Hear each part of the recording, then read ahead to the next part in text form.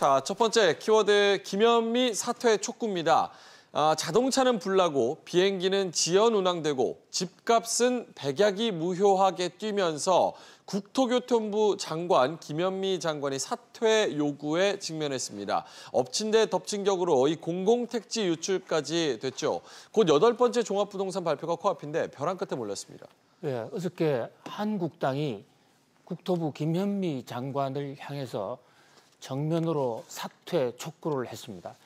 여러 가지 사안들이 지금 겹쳐 있지만 국토부에 참으로 악재가 많이 지금 혼재되어 있습니다. 그런데 특히 그중에서도 지금 야당에서 문제를 삼는 것은 국토부 사무관에 의한 국토부 직원에 의한 택지 개발지의 사전 유출 건입니다. 신창현 민주당 의원을 통해서 국토부 직원의 이 자료가 유출된 지금 정황이 드러났는데요. 지금 정부가 부동산 투기 억제 대책, 부동산 가격 안정화 대책을 세우면서 이번이 8번째입니다. 이번 8번째 대책의 가장 큰 핵심은 공급을 확대하는 것에 있습니다. 공급을 늘려서 가격을 좀 안정시켜 보겠다 해서 수도권 8군데의 그린벨트와 공지를 대대적인 택지를 건설한다 이런데 그중에서 과천의 그린벨트를 푸는 건이 국토부 사무관을 통해서 유출이 된 거예요. 본인은 국토부 사무관은 이 조사에서 국회의원의 자료 요청이니까 줬다라고 얘기를 하지만 국회의원의 자료 요청에 있는 경우에도 국토부의 행정 조직을 통해서 합법적으로 줘야 되는 것인데 개인적으로 준다는 것은 상식에서 좀 어긋나고 여러 가지 법 전문가들 얘기도 지금 공무상 집행 기밀의 누설이 아니냐 이렇게 지적하고 있습니다. 현재 지금 정부가 부동산 안정화 대책을 하면서 가장 핵심으로 잡는 게 부동산 투기를 잡자는 거예요.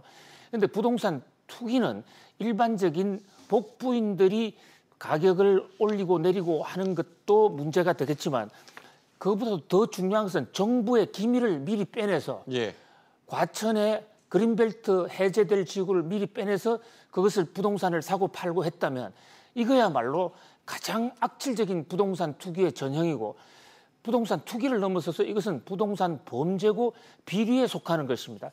적폐 중에 적폐라고 볼 수 있죠. 그런 면에서 국토부가 앞으로 내놓는 이 정책, 부동산 투기를 잡겠다는 정책을 어떻게 국민들이 믿을 수 있겠는가. 고양이가 지금 생선가게를 맡고 있는데 그 고양이들의 집단에서 나오는 부동산 투기 대책을 국민들이 어떻게 믿을 수 있겠는가. 그런 면에서 국토부는 사면초가 상당한 지금 위기에 몰려 있다라고 하지 않을 수가 없습니다. 국토부의 현명한 대책이 지금 시급히 요구되는 상황입니다. 이런 가운데 IMF 국제통화기금에서 한국만 그런 게 아니라 지금 전 세계적으로 부동산 가격이 많이 오르고 있다라는 이런 국제 글로벌 부동산 시세에 관한 조사 보고서를 발표를 했어요. 여기에 따르면 이 자료가 2000년부터 나왔는데 2018년이니까 18년 그동안의 과거를 회고해 볼 때 지난해 부동산 가격이 오른 폭이 가장 높다는 겁니다. 특히 2007년, 8년도에 글로벌 금융위기, 버블에 의한 금융위기가 있었는데 그 당시의 부동산 시세보다도 지금 전 세계적으로 부동산 가격이 더 높다 이럽니다. 현재 지금 세계가 경제가 경기 불황을 딛고 화랑 국면으로 올라가면서 통화량이 많이 풀려 있어요. 특히 글로벌 금융위기를 극복하기 위해서 전 세계적으로 지금 양적 완화라든지 통화 팽창이 많이 되어 있는 상황입니다. 이 대목에서 결국 부동산은 한두 가지 투기 정책이나 이런 것이 아니라 결국은 시중에 풀려 있는 유동성이 좌지우지한다.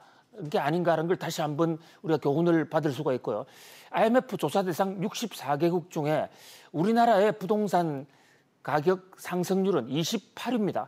우리나라는 상대적으로 그렇게 심각하게 오르지는 않았다 이렇게 볼 수도 있어요. 물론 우리나라는 수도권과 지방의 이 가격 양극화 문제가 있기 때문에 다른 나라는 좀 다릅니다만 아무튼 홍콩이라든지 뉴질랜드라든지 이런 나라들에 비하면 우리나라 부동산은 아직도 그렇게 크게는 오르지 않았다.